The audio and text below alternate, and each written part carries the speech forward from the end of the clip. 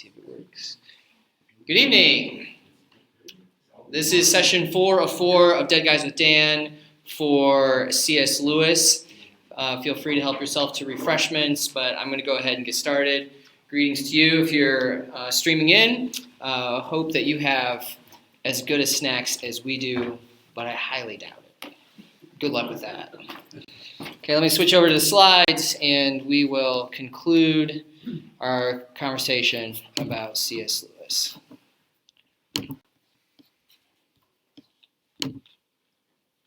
Okay, as a matter of review, in the first week we took Lewis's early life up to his employment at Oxford. Let me take the lights down for a little bit. Can you see okay? Yeah? That's better? Sweet. Week 2, we talked about Lewis's conversion to Christianity and his blossoming career. In the third week, we talked about his rise to fame. Remember, the radio talks made him famous in England, but it was the screw tape letters that made him famous in the United States.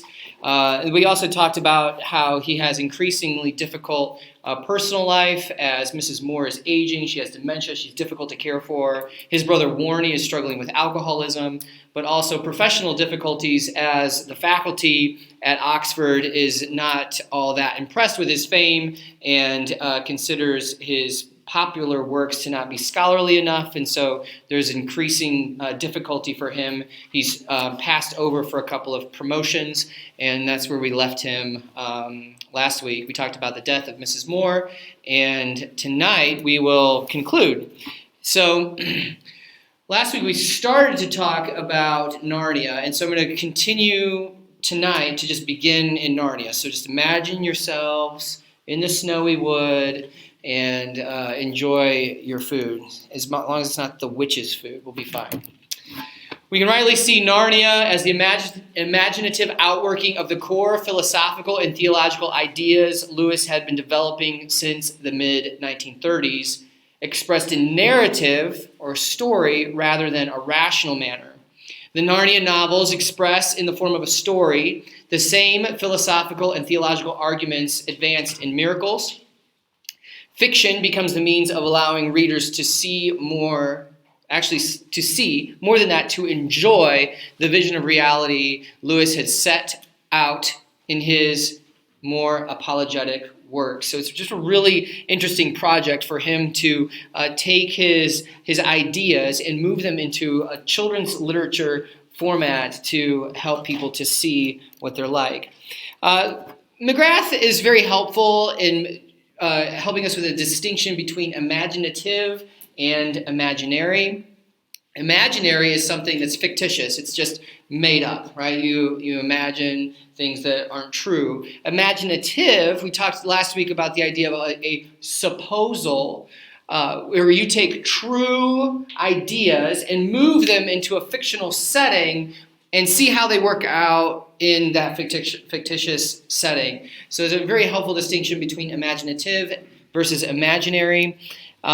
Interesting, they talk about, it's interesting to talk about writers and ask them what their creative process is. And writers can have all different kinds of creative processes. When Lewis was asked how this came to him, he's really quick to give the glory to God and say that it came to him more than he made it. And he also would kind of see the scenes in his mind as images that he would then write out and describe, a series of mental images. Here's McGrath recounting what Lewis has said. It all began with an image of a faun, that is this half man, half goat, mythical creature. It all began with an image of a faun carrying an umbrella and parcels through a snowy wood. That scene that is so vivid in his mind, then he works it out from there.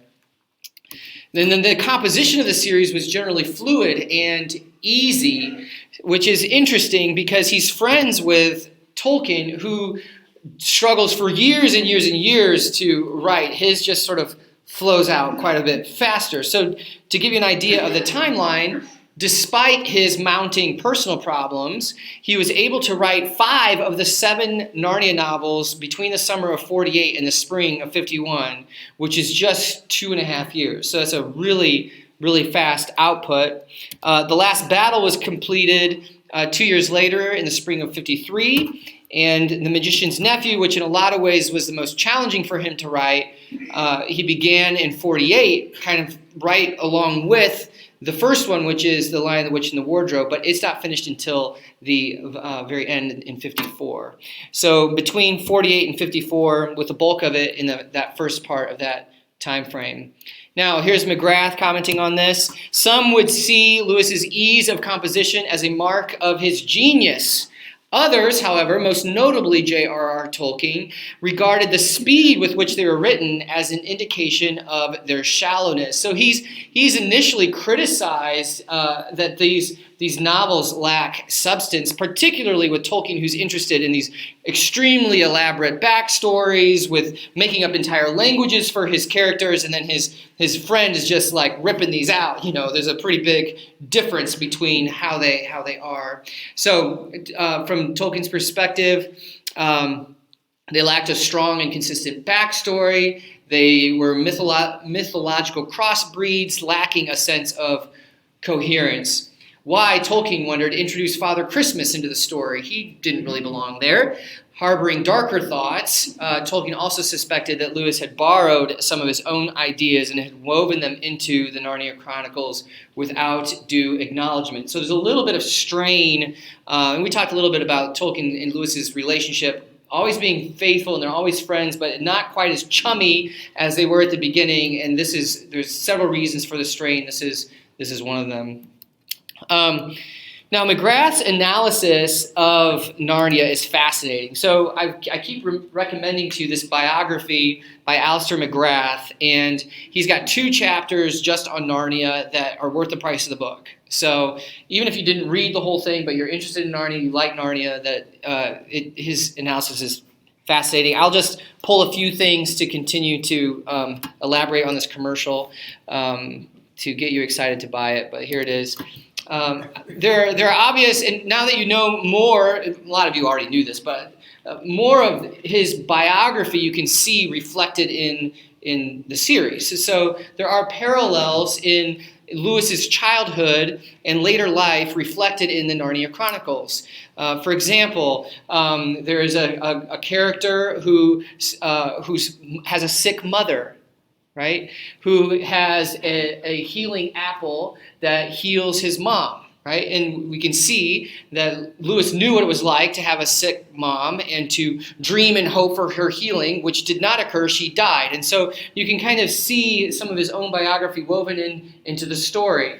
The Lion and the Witch and the Wardrobe, the children are in a professor's house, and many have seen the sort of the reflection of Lewis in that professor in this house. Why are the children there? They're there because they have been evacuated because of air raids, right? And Lewis actually hosted in his home, the Kilns, children who had been evacuated from London during air raids. And so you can kind of see how he has shown just glimpses of his own life in these books. McGrath has a section on the theme of thresholds or doorways into other worlds that are common in the Narnia Chronicles. Most famously, the wardrobe, right? You enter Narnia, or they do the first time through a wardrobe. In another one, they go in through a painting. In another one, The Magician's Nephew, I believe there's a world of doorways, all these pools that take you into other worlds. And so that idea is part of C.S. Lewis's theology, that the reality that we are experiencing now, we will enter into a greater reality. We'll go further up and further in as we experience the new heavens and the new earth. And this idea of thresholds is all over and through the Narnia Chronicles. Another thing that McGrath talks about is the testing of the characters. And you're immediately confronted with competing worldviews, competing narratives of what reality is like, and you have to try to figure out who's right. Here's McGrath. At one level, The Lion, the Witch, and the Wardrobe is about the testing of these characters and their stories about Narnia. Who is to be trusted? Which story about Narnia is to believe, to be believed? To make the right judgments about what they should do, the children need to discover and trust the true master narrative of the mysterious world into which they have stumbled and within which they seem destined to play a significant role. And so you can see that this isn't like pick your own narrative world. There actually is an objectively true narrative and one that is false. And if you don't follow the correct narrative, the way of understanding the world, then it is going to lead to disaster to yourself and to the ones that you love. This is not a choose-your-own-adventure story. And that's consistent throughout his theology and his view of the world as he's dealing at Oxford and in the contemporary literary scene with an increasing subjectivism and approach to literature and a decreasing in objectivism. He's pushing back against that with a very compelling story where you actually do have to pick which narrative to believe. And hopefully we can all sort of nod our heads that that's kind of the world that we're living in, where we live in a world with competing worldviews. And one of your big tasks as an adult is to commit your life to one. You don't get to not pick, because even not picking is to pick something. You cannot escape this problem of committing to a narrative of your reality and living it out. And then one of the other things that he points out is that the children are on a quest for meaning and virtue, that those two things are extremely vibrant and rich and real. McGrath, the Chronicles of Narnia illuminate how human beings understand themselves, face up to their weaknesses, and try to become the people they are meant to be. They are about a quest for meaning and virtue, not simply the quest for explanation and understanding. And if you're familiar with the books, you can see how the characters are all on a growth pathway. And he takes you through, whether it's Peter or Lucy or Edmund or Eustace, that they have challenges to overcome and things to learn and ways in which Aslan touches them and changes them forever on these pathways towards meaning and virtue, that they have a destiny to fulfill, that they have work to be done. And that's perhaps one reason why the Chronicles of Narnia have proved to have such a powerful appeal. They speak of choices to be made, of right and wrong as real categories, and of challenges that must be faced.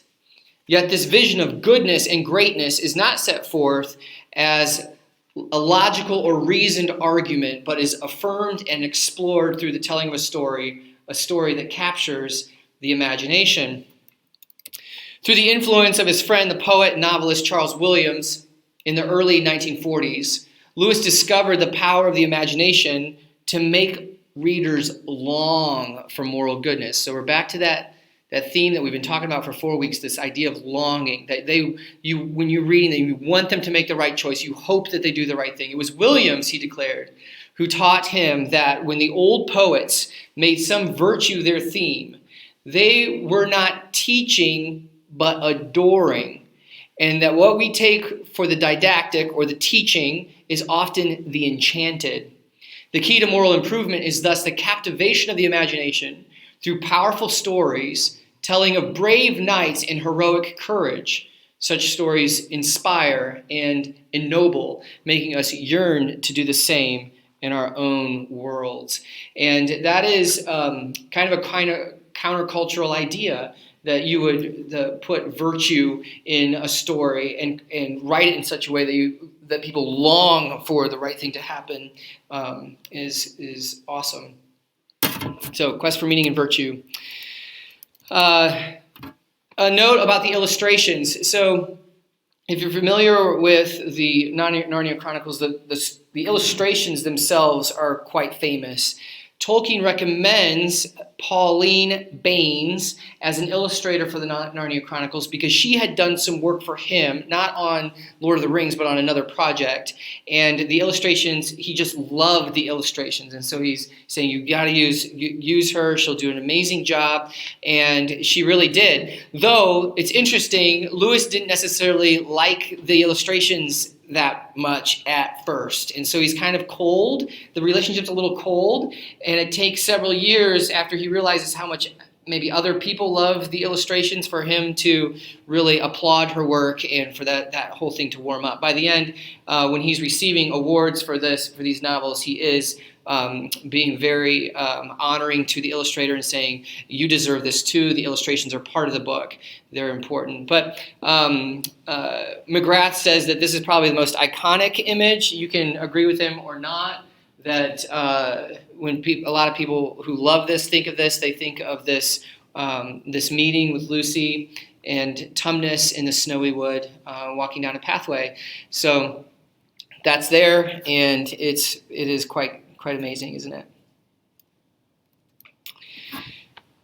Another theme that McGrath picks up and talks about, and we talked a little bit about last week, is animals in Narnia. So Lewis was against cruelty to animals. He was against vivisection and different scientific treatments of animals as not just a matter of treating the animals well, but also of humans respecting dignity in other creatures.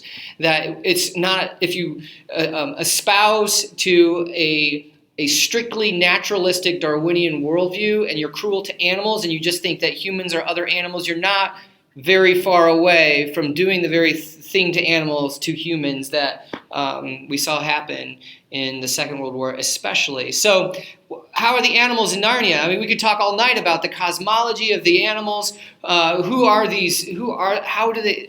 How are they? What's the difference between an animal that can talk and one that can't talk, and the humans that are interacting? But it's very interesting that he uses one of the heroes is actually a mouse. So when you think about the experimentation on animals for the development of science, often lab rats, mice, etc., and that one of his main heroes is actually a mouse.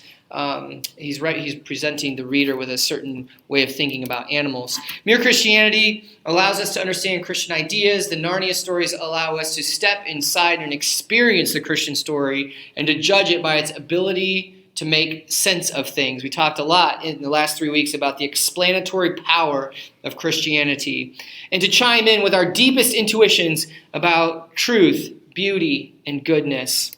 The Lion, the Witch, and the Wardrobe concerns the coming, technically the advent of the Redeemer. So here we're going to talk about the books having basically the Christian story in them. The Lion, the Witch, and the Wardrobe is about the advent or the first coming of Jesus, technically the advent of the Redeemer. The Magician's Nephew deals with the narrative of creation and fall, while The Last Battle concerns the ending of the old order and the advent of a new creation.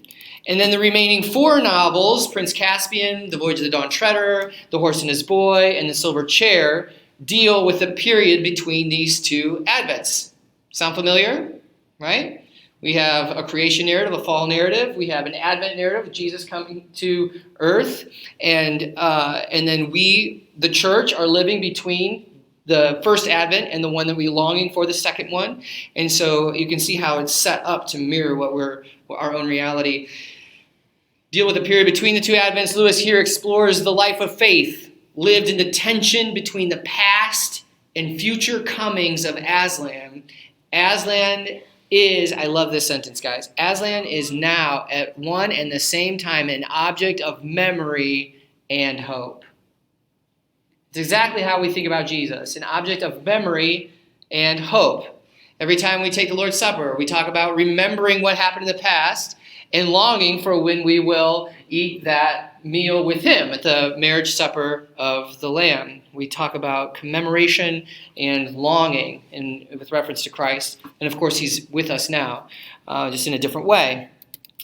Lewis speaks of an exquisite longing for Aslan when he cannot be seen clearly, of a robust yet gracious faith, able to withstand cynicism and skepticism, of people who walk trustingly through the shadowland, seeing in the mirror darkly, and learning to deal with a world in which they are assaulted by evil and doubt. And again, if you've read the novels, you know that's a consistent theme. Are you going to believe in the imaginary lion? We don't remember sure if he's good, and there's a constant assailing of wondering if this guy is who he is said to be, if he's really coming, if he even came in the first place, all of that. All those themes he's working through. And then McGrath concludes by saying, rarely and I agree with him, rarely has a work of literature combined such narrative power, spiritual discernment, and pedagogical or teaching wisdom.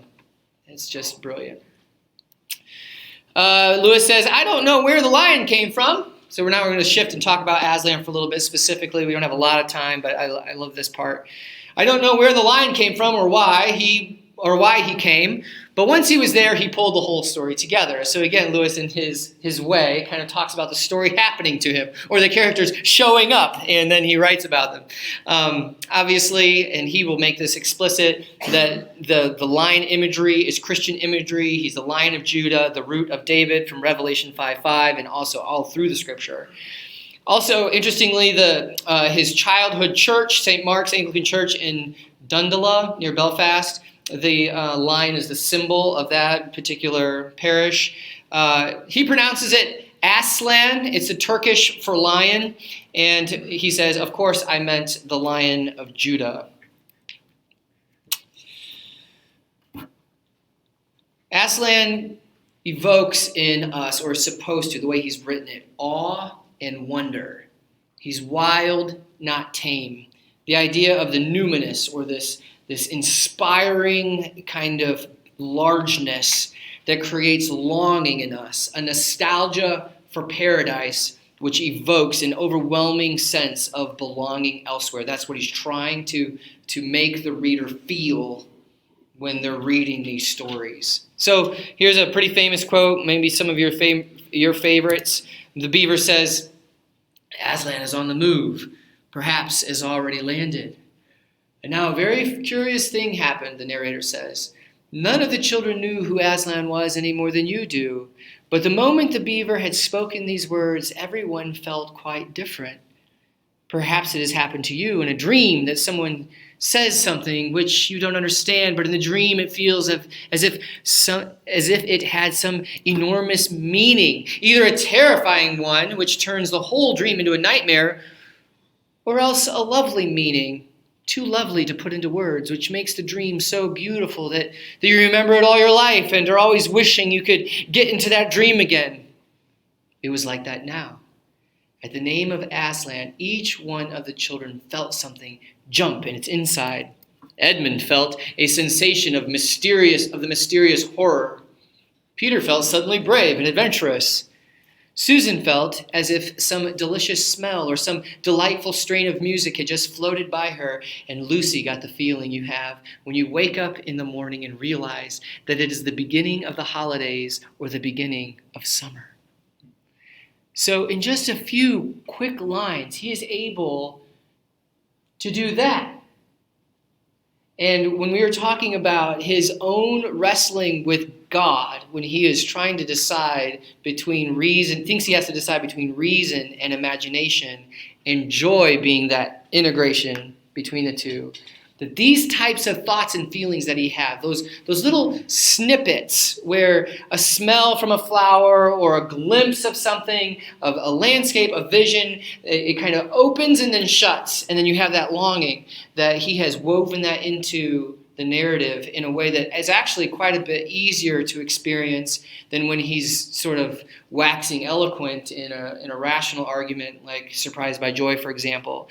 But it's just really interesting, if you have read his other works, to see how they come flowing through the Narnia Chronicles in this way. Peter says, I'm longing to see him, said Peter, even if I do feel frightened. Amazing. And then in another scene, Lucy in The Voyage of the Dawn Treader, she's being told that she won't be coming to Narnia anymore. They kind of age out of the system. If you're used to the stories, once they get to a certain age, they don't come to Narnia anymore. And this is very upsetting to Lucy. And she says, it isn't Narnia, sobbed Lucy. It's you. We shan't meet you there. And how can we live never meeting you? And he said, but you shall meet me, dear one, said Aslan. And Edmund, are you there too, sir? Said Edmund. I am, said Aslan. Notice that, guys. I am, said Aslan. But there I have another name. You must learn to know me by that name. This was the very reason you were brought to Narnia, and that by knowing me here for a little, you may know me better there. Now, before I comment on this, I have to tell you a quick story about Caroline, my younger daughter. When she heard this on audiobook, she got up and started running around our house, kind of flapping her arms like this, saying, "It's Jesus! I know his name here! It's Jesus!" And she was so excited, and we'll never forget that. Our family is going to be kind of woven into the narrative of our family, what a beautiful moment that was. But I'd like to say that this is actually a very explicit statement of what Lewis's goal is for the whole project. That he wants you to be able to experience Christianity in this magical place, so that when you come back to this reality, that you have a new way of seeing that is informed by these memories and these images of the story. So if you've been to a place, let's say Yellowstone. Some of you have been there, some of you haven't been to Yellowstone. Once you've been to Yellowstone, you can't not really think about Yellowstone as you could before you went there, right? Like, it changes the way you think about that place having been there. And you can't, sort of a cliche, you can't unsee it, right? And so it's a similar idea. Like, you're going to go to this magic place, you're going to experience these things through these characters, and you can't unsee it. You come back into this place, and your whole conception has shifted, and hopefully, and I would argue powerfully, in a very Christian direction, right? We really, really struggle to integrate the idea of the wrath and the holiness of God and the love of God. Like those, there's big, long debates about how those are impossible to come together, and you have traditions that get in the ditch on either side of the road because they're overemphasizing one to the exclusion of the other, not realizing that they're two sides of a coin. But if you think about Aslan being this powerful being that puts his enemies under his feet and yet is so huggable and soft that you have an image that helps you integrate something that's very difficult to integrate when we're thinking about God. And so it's just tremendously helpful way of doing theology. So remember, things are bad at Oxford. He's increasingly isolated. Now we're up to 1954 through 60. The enrollment at Oxford has soared, and because it's post-war, and all these students are coming in, and so his increasing workload became unbearable. You go from like 16 students up to 75 or some very difficult number to handle, and it's really bad. Plus, he's being passed over for these professorships. So a new chair opens up at Cambridge, and the committee wants Lewis. So here's a quote from McGrath. Lewis had not applied for the position at Cambridge. He doesn't want to live in Cambridge. He wants to live in Oxford. The committee, which included Tolkien, chose to overlook this inconvenient formality that he hadn't applied. They enthusiastically and unanimously decided to offer the job to Lewis. So they let him know this, and he declines. They urge him to reconsider. He declines again. So Tolkien confronts him and learns that Lewis had misunderstood the residency requirement. He thought for sure that he would need to move 80 miles from Oxford to Cambridge and live there. He doesn't want to give up his house. Warnie lives with him. This is his home. He doesn't want to move at this point in his life. So Tolkien takes us back and says, hey, he doesn't want to move. And they're like, oh, that's not a problem. He can just live here during the week and go home on the weekends. He doesn't have to change his residency if he doesn't want to. He can be allowed to commute. So that's what they offer him. Cambridge during the week, home in Oxford on the weekends. It's an 80-mile train ride. So he accepted. And by the end of the first calendar year, he's able to pronounce the move to Cambridge a great success. So the folks there are welcoming. He fits in better.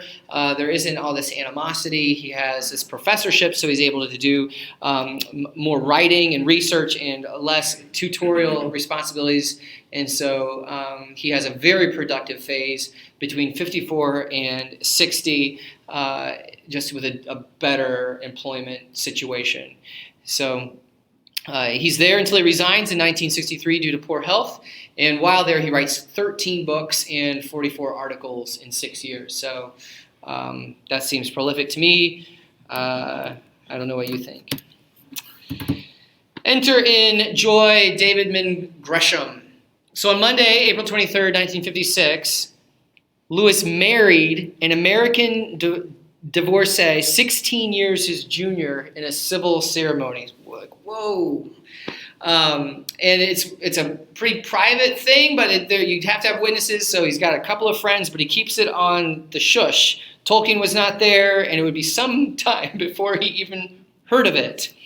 In Lewis's view, this is purely a marriage of convenience, designed to allow Mrs. Gresham and her two sons the legal right to remain in Oxford when their permission expired, their temporary visiting visa, or whatever it is, expires May 31st. So let's go back a little bit and talk about how this all happened. First of all, who's Joy? She's an American. She's a literary talent. She had won some awards and was trying to make a living as a freelance writer, particularly in writing screenplays for Hollywood. She had been an atheist and a communist. She married a fellow communist and writer named Bill Gresham. And she encountered God suddenly and unexpectedly in the early spring of 1946 and has a rather dramatic conversion. Having discovered God, she began to explore Christianity more deeply, and Lewis, through his writings, was her chief guide. So they began writing letters back and forth in January of 1950. She took a trip to England in August 1952, and while there had lunch with Lewis and some of his friends on 2 different occasions during that trip.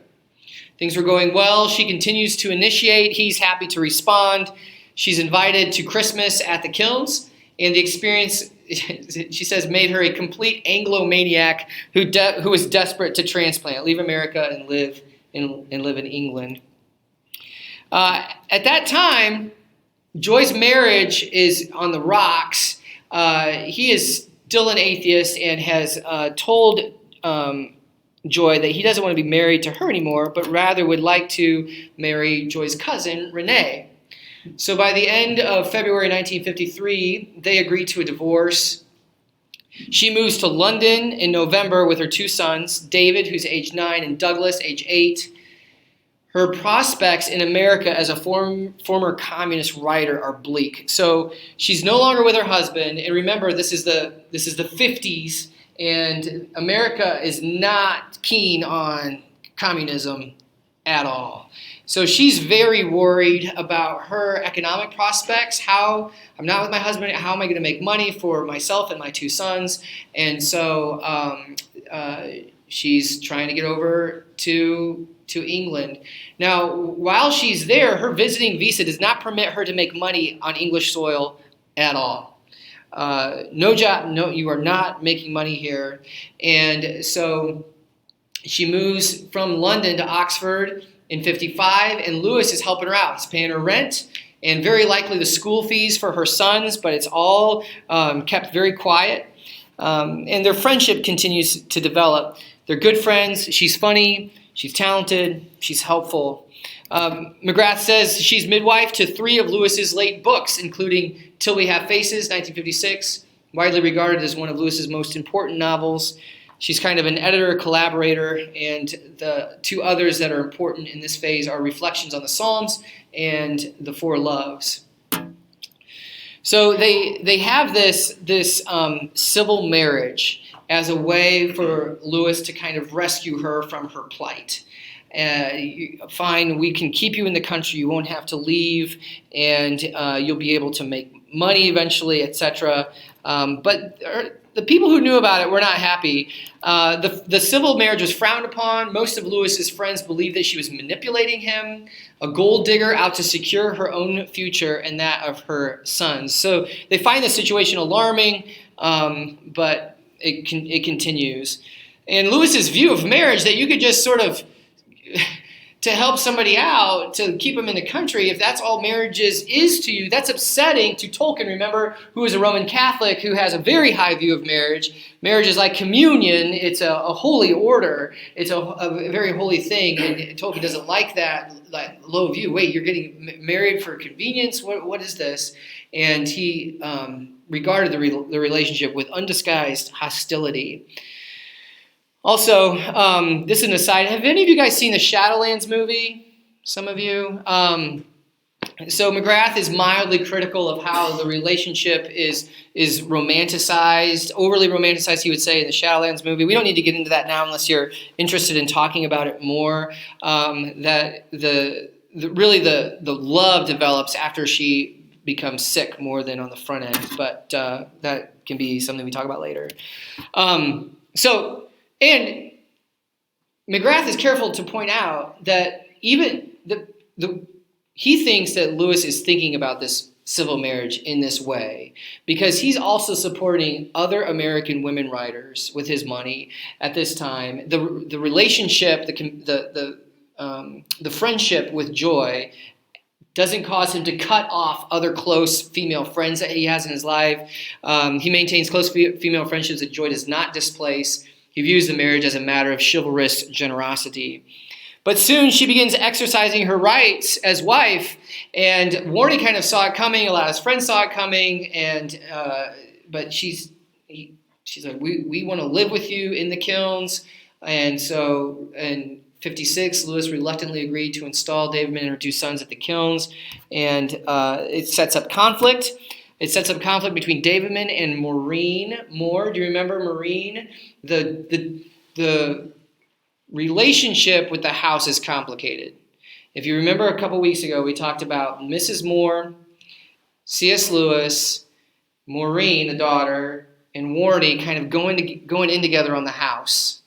And that when the stipulations of this were that Mrs. Moore would own the house, but that Lewis and Warnie would be allowed to be permanent tenants until their death, but that the estate would go to the Moore family, not to Lewis or Warnie, upon Mrs. Moore's death. And so Maureen is the rightful heir of the kilns, but Joy didn't know any of that. She thinks it's Lewis's house. Now it's my house. Now it's my son's house. And so there's conflict with the relationship now. Maureen's like, actually, we need to have a talk. Let's look at these documents. And so that's a little contentious. It settles down because on the evening of October 18th, 1956, which is pretty, like, right away almost, Joy fell trying to answer the telephone. And she had a broken femur from this. And tests showed cancer throughout her body. And her prognosis is bad, and her impending death, by all accounts, seems to be changing his feelings toward her. McGrath says perhaps the most important witness, that is historical document to this transformation in Lewis's thoughts, is a letter to the novelist Dorothy L. Sayers written in June of 57, referring to Thanatos, which is the Greek god of death. Lewis comments on how Thanatos' approach, that is Joy's coming death, galvanized Lewis's own feelings, converting friendship over to love. And here's the quote. My feelings had changed. They say a rival often turns a friend into a lover. Thanatos, certainly, they say, approaching, that is, the doctors are saying she's about to die, but at an uncertain speed, is a most efficient rival for this purpose. We soon learn to love what we know we must lose. And so begin to talk about perhaps a deathbed wedding. And in fact, Lewis, behind the scenes, is beginning to try to arrange for a Christian marriage, knowing that her days are numbered, but that's absolutely off limits to the Anglican Church because she's divorced. So none of his Oxford clerical friends would agree to do it in defiance of the bishop there. So keep going. In March of 57, Lewis remembers he's got a former student. You guys know how to pronounce this? Is it Bide or Biden? Biden. Funny. I'm going to say Bide unless you guys think it's something else. To come and pray for David. And so this is an interesting thing. This guy had prayed for somebody who was miraculously healed, and Lewis asked him to come and pray for Joy, and he's real hesitant. He's like, do I really want to, like, word to get out that, I have healing prayer? Do I want to be known for this? So he's hesitant to do this, but he agrees to come and do it. Yeah, I'll come and pray for Joy. And while there, Lewis pleaded with him to marry them as well, which puts Bide in a tremendously difficult situation, and it actually puts his career on the line. This is a pretty big ask. But he reluctantly performs the wedding March 21st, and immediately turns himself into the church authorities. And if you read different versions of the story, Lewis's version is that Bide agreed to do this on ask, that he just volunteered to do it. But then if you read Bide's version of events, it's like, no, actually, he was insistent, and I even, kind of thought about it for a while, and finally just thought, what would Jesus do? This lady's about to die. Okay, I'll do the wedding, kind of in this reluctant manner. But you can see that that's a matter of historical kind of difficulty, trying to sort exactly what's going on there, and it's beyond our scope. Joy's condition improved then, and Lewis regarded it as a miracle. She was walking by December. In June of the following year, she's declared by the doctors to be in remission. So in July, they fly to Ireland for a belated honeymoon, and a few months later, October of 59, almost a year later, a little more than a year later, they find out that the cancer's back. They had planned a trip in April to go to Greece with some friends, and they go ahead and do that. And then Joy passes away July 13th, 1960. She's only 45 years old, and her sons are still young. McGrath says this: Lewis was devastated.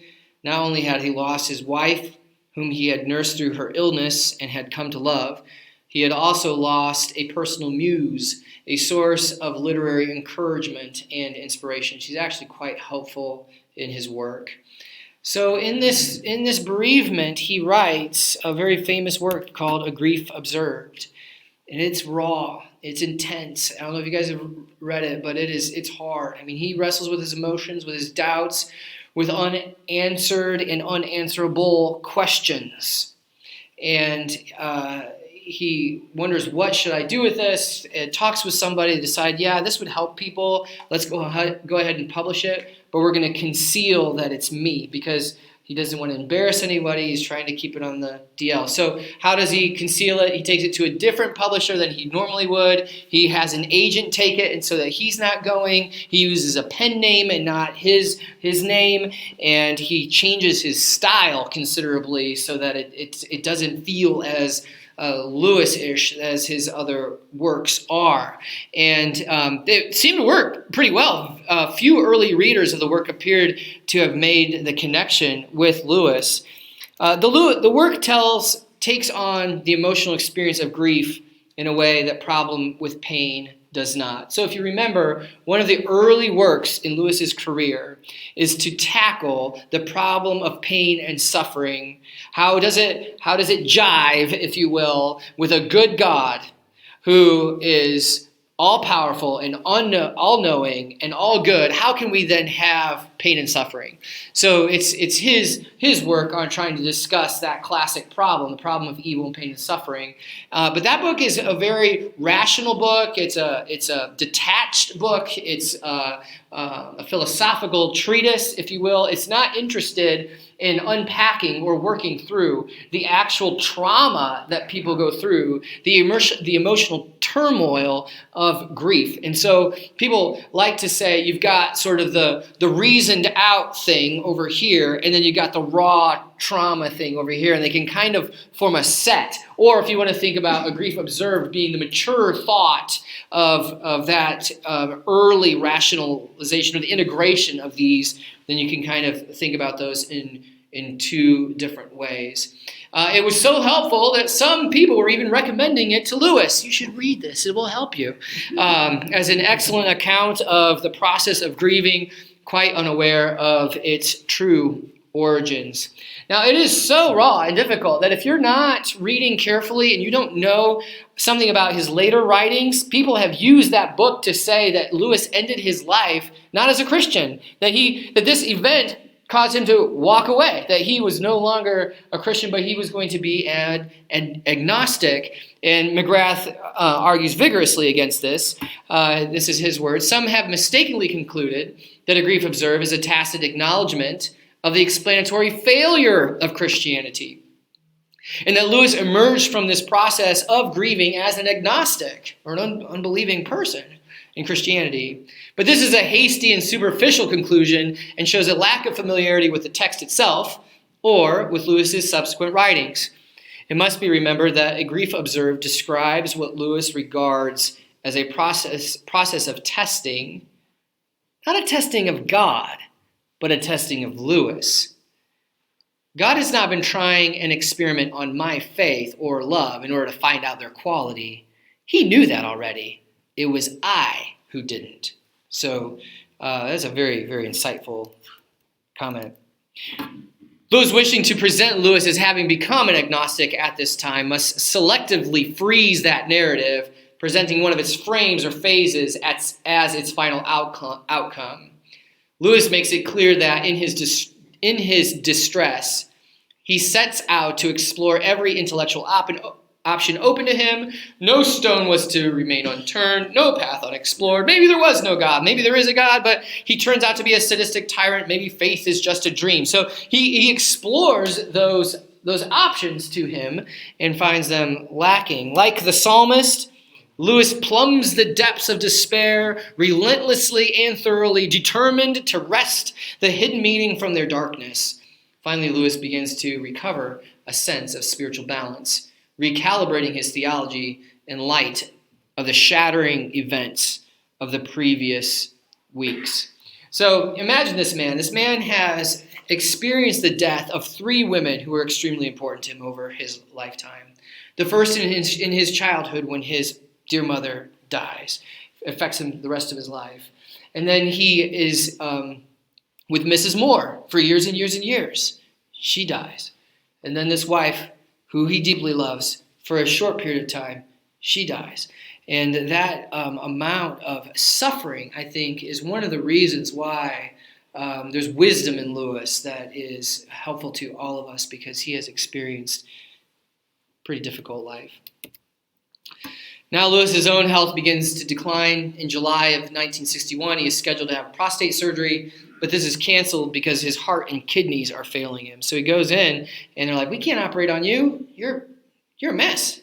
And so they try to do the best that they can with diet and exercise and some adjustments to the way that he lives. And he recovers enough to continue teaching, but he starts to really go downhill in 1963. And in July, he nearly dies. So he goes in, he has a heart attack, goes into a coma for a little bit, and you're going to enjoy these quotes. Lewis later told his friends that he wished that he had died during the coma.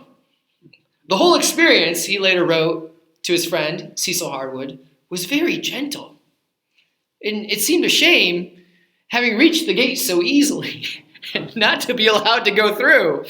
And a longer quote, he's relating this to a different person. He says, "Though I am by no means unhappy, I can't help feeling it was rather a pity that I did revive in July. I mean, having been glided so painlessly up to the gate, it seems hard to have it shut in one's face and know that the whole process must someday be gone through again, and perhaps far less pleasantly. Poor Lazarus." I love that. Poor Lazarus, but God knows best. Interesting comment. Meanwhile, Warney is only half helpful because he is in and out of hospital for alcoholism, and he's actually at home in his bed. No, but I'm sorry, he's not in the hospital when Lewis dies. So he's actually home at the Kilns, and he hears him like fall out of bed or something. There's a crash. And he goes up and in the evening, and he dies a little bit later from heart and kidney failure. So that's November 22nd, 1963. But reports of his death are actually overshadowed in the media because John F. Kennedy is assassinated that same day in Dallas. So it's an interesting coincidence of history. Those guys die on the same day. Warren goes into a binge, and he actually misses the funeral. Thankfully, the son, Douglas Gresham, who's a teenager, I think, at this point, and others, they telephone a few key friends to get people there for the ceremony at all. Barfield's there, Tolkien's there, and a few other people, but it's a private funeral. And then McGrath ends his chapter with this lovely quote about Lewis's thoughts of death and resurrection. We are like a seed patiently waiting in the earth, waiting to come up a flower in the gardener's good time, up into the real world, the real waking. I suppose that our whole present life, looked back on from there, will seem only a drowsy half-waking. We are here in the land of dreams, but cockcrow is coming, Resurrection Day. It's beautiful. So what happens to him as far as his influence? Lewis's influence actually goes down in the 60s. He himself thought that he would be completely forgotten within 5 years, but then his popularity comes surging back in the mid-70s and beyond. Part of that is because of diligent work of biographers who want to tell his story. They are also collecting his papers and publishing his stuff and keeping it out in circulation. So there's a group of people working to keep his legacy going. That legacy then becomes solidified in institutions, so that you have C.S. Lewis papers residing in different colleges and different societies that are related to his work. McGrath talks about how he's important to Catholics, he's important to Protestants, because that mere Christianity vision that's kind of up above the denominational fray makes him attractive and readable to people of lots of different walks. And in the 70s, there's actually in 80s and later, a non-denominational movement that grows with evangelicalism, and so he has enjoyed and continues to enjoy quite good popularity. So I want to end tonight with, I kind of like to bring in some lessons. These are some things that I would like to draw out. We find in Lewis a vision of the Christian faith. These are McGrath's words, not mine. We find in Lewis a vision of the Christian faith that is intellectually robust, imaginatively compelling, and ethically fertile. And guys, it's just really hard to do all three of those really well. You tend to have practitioners that are like more heady, like real, like the careful argumentation. And you have the artists over here that are doing their work, and then you have the doers that are doing their work. But when they all three come together in this kind of integration, that is particularly beautiful. And I would say, for my own story, and many of you too would agree with this, that his intellectual writings introduced me to a world of theology that I didn't know existed. So you're going through church, you're going through your Awana, you're doing your Bible memory, and you're going to your Sunday school, your family's faithful, you're listening to the sermons, but I didn't know there's a whole world of Christian thought. And if you kind of like ideas and you're theologically bent for some reason, because that's the way the Lord wired you, and you read this, you're like, whoa. And so he provokes in me that the life of the mind in ways that I'm super thankful for. But also, I had experienced like the dryness that can come from an over-rationalism, that the Bible changes somehow into like a textbook, and you're having to write all these papers, and the imaginative, like Narnia aspect of the faith starts to like not be there anymore. And maybe you aged out, what's going on. And so to kind of go now into see how that all of that theology isn't just isolated over here like libraries and books, but it can be integrated through the whole world, like just is a totally new experience. But then finally, that last move that's ethically fertile, that you don't, it's not just left in libraries, it's not just left in stories, but it's actually tremendously practical. And so the doing of your life and the way of living your life and understanding what it means to live a good life and knowing how to relate to others in ways that are honorable, that's all there too. How to treat animals, it's just tremendously integrated and beautiful. And then the last thing that I want to mention, something that's important to me, and then we can open the floor for some of your comments and questions, stories if you want, but is that as a parent now, and also as a pastor who communicates to all ages in a church that highly values intergenerational conversation about faith. We at UCC do not want, though we do this a little bit, our children separated from our youth, separated from our 20-somethings, from our 30-somethings, from our 40-somethings, in all of these age-specific categories. We like mixing, and we like intergenerational conversation. So as a pastor, who's also a parent, I'm extremely grateful for a common this is McGrath's word, I think, iconography, a story that helps create cross-linkages for intergenerational theological dialogue and fellowship. Now, that's kind of a jargony way to put it, but I don't actually know what music you guys listen to, and I don't actually know what music you guys listen to. And so when we come to the shared life, when we're not listening to the same music, we're not watching the same film, we're not reading the same stories, how do the generations actually have hub points for the shared life and the common life? So I love that this has like all age appeal, and it still remains popular enough that I can stand up, mediumly certain that you've heard of Narnia, and it isn't completely lost to the consciousness. So, Pastor Mark needs a sermon illustration, and you got to reach for things that children understand, and college students understand, and everybody else understands. And so we get a lot of stories about sheep and cats and dogs and things that we love, common things to our experience, right?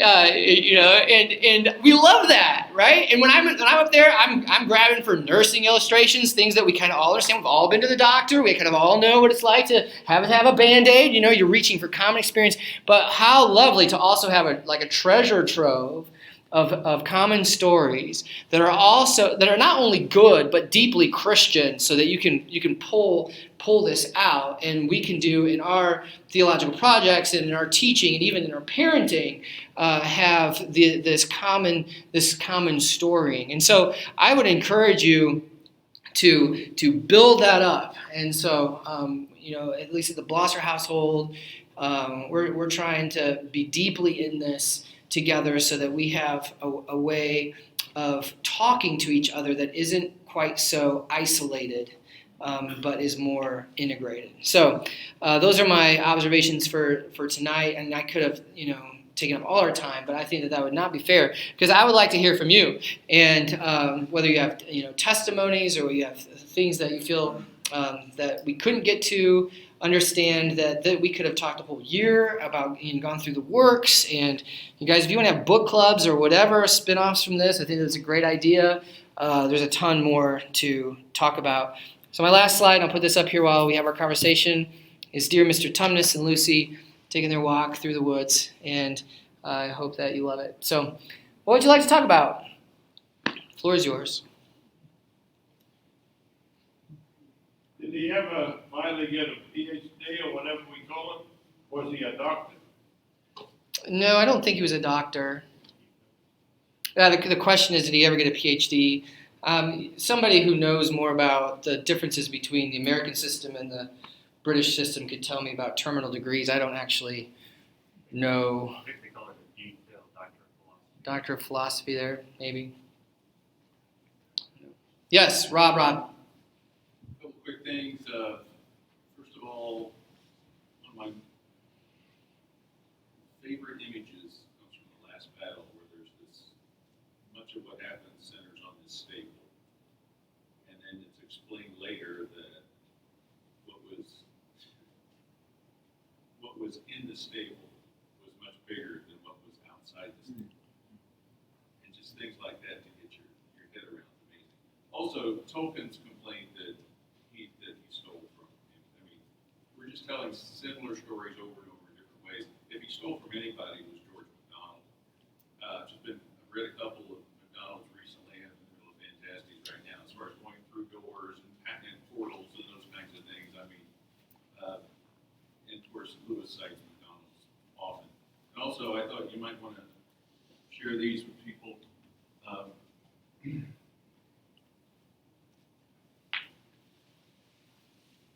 Oh, thank you.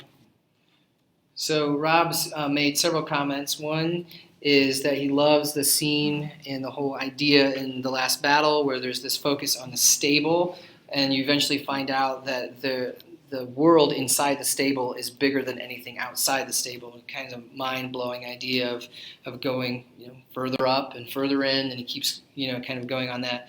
Also, he had a comment about Tolkien's worry about Lewis borrowing and not giving the correct attribution and credit. I mean, it's pretty hard to see. And also, if Lewis is indebted, that it's to other work that from George MacDonald. And McGrath actually goes into detail about his influences in that book and talks about that there. McGrath also, and I keep doing commercial for this book, but he'll explain how the Narnia Chronicles are deeply medieval, and there is more going on than most people, that maybe even Tolkien realized in his lifetime, according to the way he's using symbolism and the way the books are structured, and even his redemption motif, the way Aslan gives his life is, people have worried forever if he is Lewis orthodox on the atonement. It seems like the ransom theory, it creates a little bit of buzz about that, and he's not trying to present a model of the atonement. He's presenting medieval redemption plays, and you can kind of go back and read those and see that they're real similar. The idea that the Redeemer tricks the devil into giving up more than he intended to is all there. And once that's kind of understood better, then people are more relaxing on criticizing him too much on atonement theories, etc. He's not a theologian per se, on those terms. And then the books. Rob's brought up a couple of copies of A Grief Observed, and The first one is by N.W. Clerk. Oh, sure is. Press, 1961, is the first edition. Then the fifth edition, that's when Lewis died, and Shrewsbury thought, now we can make some money. So if you notice, the price is doubled from one to the other one. Interesting. So a couple of comments on these books. One, it has the pen name N.W. Clerk. And then after he dies, we have a fifth edition here where the price goes up and they're really making money off of this thing, is Rob's comment. So thank you. Guys can look at these afterwards if you'd like to. Yes, Mike Cook. We've read the Narnia series, especially when our kids were younger, a number of times. And if you give a cue to my oldest son, he'll just go on quoting from there, almost anywhere you can start. But one thing that struck me particularly was, as I was reading it, is you get this story about Edmund, and you just sort of get to hate this guy. He's just a brat and spoiled, and then Aslan does this thing for him, and what struck me was, I'm Edmund. Mm-hmm. He did that for me. So Mike Cook has this great comment about how they listen to these a lot in their household, and the oldest son can quote extensively from just about any place. And Johnny's almost to that point too. If we need Narnia quotes, we're like, hey Johnny, go. And so I love that. It's kind of fun. And then the second thing is that in The Lion, the Witch, and the Wardrobe, he really does kind of, Edmund is a massive brat. Like he gets you to kind of really really hate him. But then Mike's observation is that, Aslan does this for him, and it's kind of a thing to realize that I'm Edmund. I'm the one in this story who's the massive brat that has to be redeemed by this great sacrifice. So thank you, Mike. It's a beautiful testimony. I love hearing your stories. There are so many stories about people saying, Lewis saved my faith. I mean, I wish I had $1 for every time I heard somebody say, Lewis saved my faith. It's a tremendous gift, and we're indebted.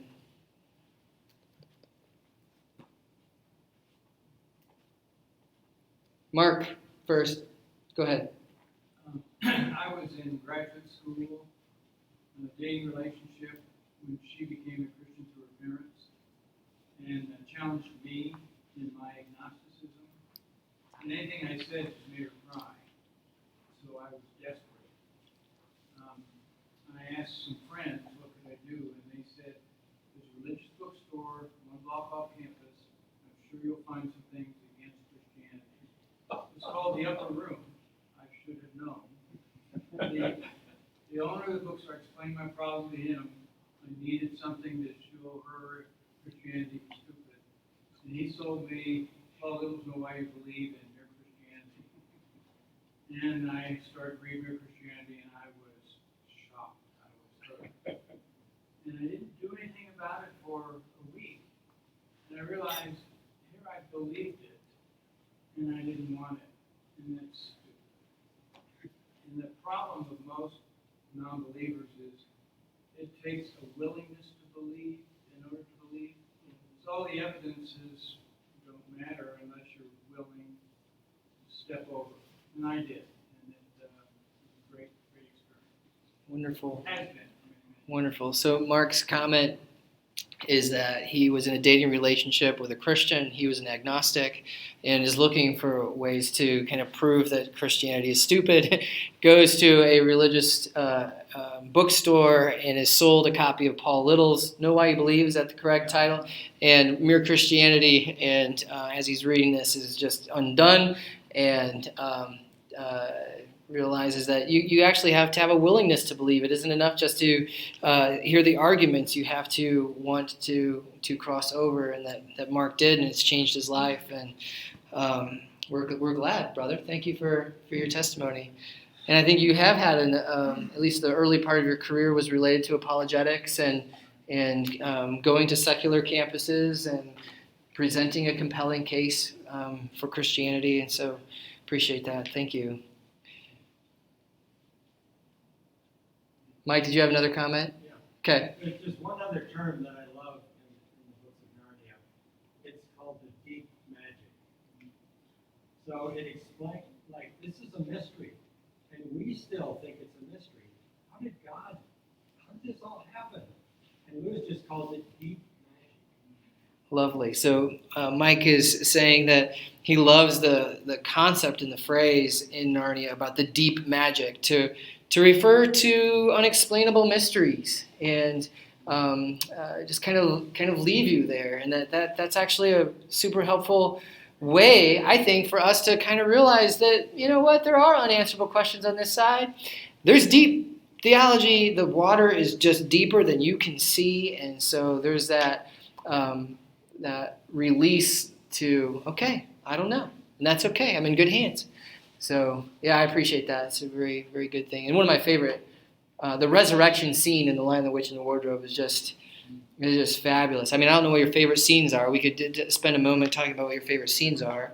And if you haven't read it, obviously you have homework. Go read it. Go listen to it. Find out what the buzz is about. And it's funny because I'll pick on Tom Nash for a second because, he's like, the Lord of the Rings is a really big deal around here, and I've been trying to keep this a secret, but I haven't read it yet. I'm like, yeah, Tom, you're right. So he's been reading it, and he's like, and now I get it. I love it too. I see what's going on. So, maybe it's the wrong thing to assume that there's a deep familiarity with this, but hopefully it's also provoking to go explore. Yes, Roger. I may be wrong in this, but I think Lewis thought "Till We Have Faces" was best literary work, and it certainly is a powerful one. You brought up that Joy Davidman helped him with that. The main character is a woman. Maybe she had some vital input in that. Yes, so the comment relates to his novel, Lewis's novel, Till We Have Faces, that Joy Davidman helped. And according to McGrath's treatment, she really helped inspire it. Like they're talking, they're talking about ideas, and he gets super excited and writes a chapter, and it just continues to develop. And he did say that he felt that was his best work.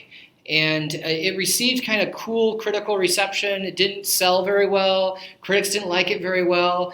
But McGrath said that over the decades, there has actually been quite a bit of interest in that work and a deeper appreciation later of what it was than what Lewis saw in his own lifetime. And so, yeah, Joy did help him. Your comment about Till We Have Faces having a female protagonist, and maybe that's related to Joy somehow. McGrath didn't address that directly, but I think that that's totally possible. So I read that in college, and I didn't understand it very well. So one of my things to do is to go back through that again and see if, after all these years, if I have more insight on what's going on, or maybe one of you who knows about that can tell me what's going on. But I do find that one a lot harder to go through. So anyways, amazing.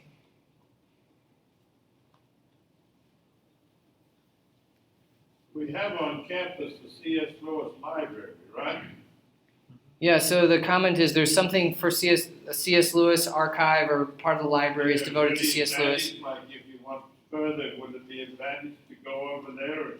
I've heard that it's excellent, so I think that anybody want to comment on what Taylor has, who knows? Yeah, go ahead. Taylor has a very large collection of original C.S. Lewis works, and I believe it's like second or third largest in the world. Okay. And there's also a group that used to meet, I'm not sure if they still meet, called the C.S. Lewis and Friends Tea Group. Okay. Where they just meet and talk about C.S. Lewis and all his friends, like Tolkien and all that entire group, the Inklings. Great. And they just talk about it and drink tea.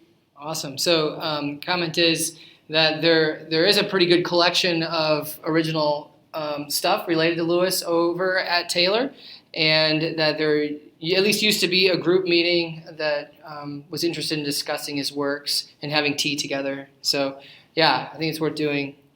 Anybody else want to comment on that? Isn't there like a piece of a bar there too somewhere? Is that what you're going to say, Roger? What is it? There's also a replica of the sign of the birded baby, and it looks like a bar there, but it's actually a counter out of a grocery store in Indiana. Okay. So there's a replica of a bar there, but it's actually a counter out of a grocery store in Indiana. So. Yeah, there's a sign there about free beer tomorrow. There's a sign there that says free beer tomorrow, which is hilarious, right? There's no beer at Taylor. So great. Thank you, Roger. Rob. Just something that stuck with me for many years is, of course, the Beavers are talking and they say, well, Aslan's not a tame lion, but he's good. In the last battle, they can barely, nobody's seen him. He's been gone for so long. But King Tyrion and Jewel, the unicorn, whatever, they both say, well, we've heard Aslan's not a tame lion. But they don't remember the part about him being good. And of course, that was the end of Narnia. I think there's a connection there, it just seems to me. And I think it's just a lesson that's kind of stuck with me for a long time, is that we have to remember the whole story of who God is. He's not tame.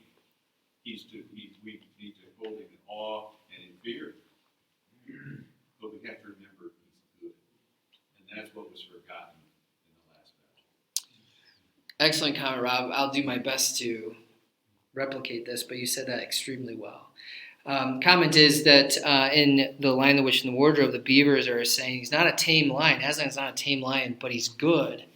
And then in the last battle, this comes up again, this idea that Aslan's not tame, but they don't remember the rest of that saying about his goodness, and that's the end of Narnia, and that Rob has taken away a lesson there from Lewis, that we have to remember the whole story, do our best to remember the whole story. You can't forget about his not tameness, his wildness, but also we can't forget about his goodness, that these have to be held together. And praise God for good literature, good imagery that helps us hold those together and remember them well, because they do. I mean, whole traditions, as we said earlier tonight, get off on one side of the road or the other as they're trying to argue against what they don't like on the other side of the road, and it pushes them further off the path. So great. That's all we have for tonight. I will end the live stream, and then there's a couple of announcements before we go. But thank you again for tuning in. Thank you for being here. It's meant a tremendous. It's tremendously humbling to me, but also I'm thankful for all of you guys. And we're deeply indebted again to Alistair McGrath. I don't have very many original thoughts in these presentations, so would recommend again getting his work.